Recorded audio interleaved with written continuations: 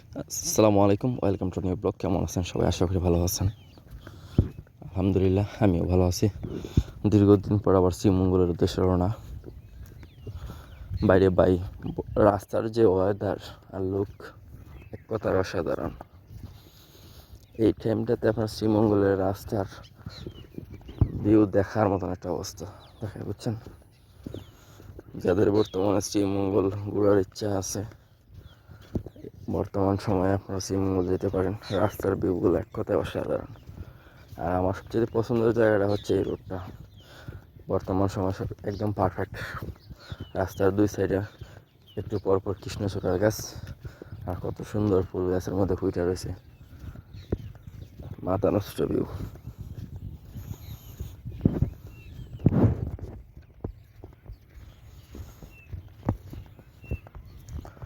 আর পাহাড়ি রাস্তা বলতে গেলে, পাহাড়ি রাস্তার মধ্যে একটা একটা পরিবেশই অন্যরকম থাকে, ঠিক আছে? পাহাড়ি রাস্তার পরিবেশ অন্য কোথাও পাওয়া যাবে না।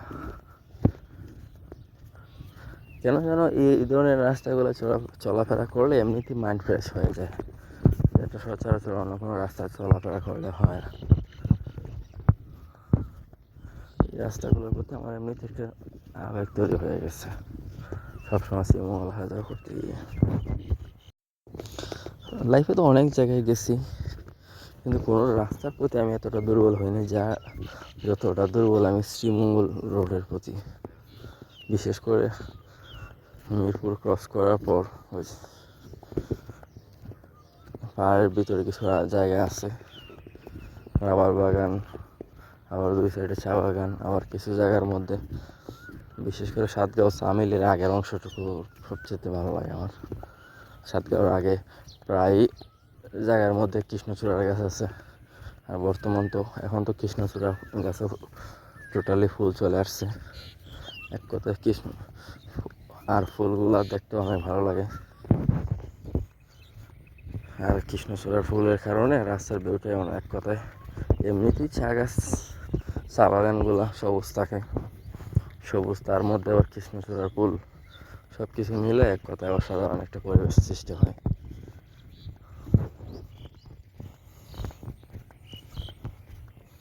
যাই হোক, যাদের বর্তমানে ঘোরার ইচ্ছা আছে, ভালো একটা পরিবেশ খুঁজতেছে, বর্তমান সময় শ্রীমঙ্গল আসতে পারেন। এক কথায় অসাধারণ,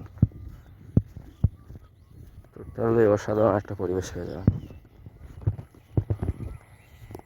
নিরিবিলি আসতে পারেন, ঠিক আছে? যাই হোক, সব ভালো থাকবেন। আল্লাহ হাফেজ।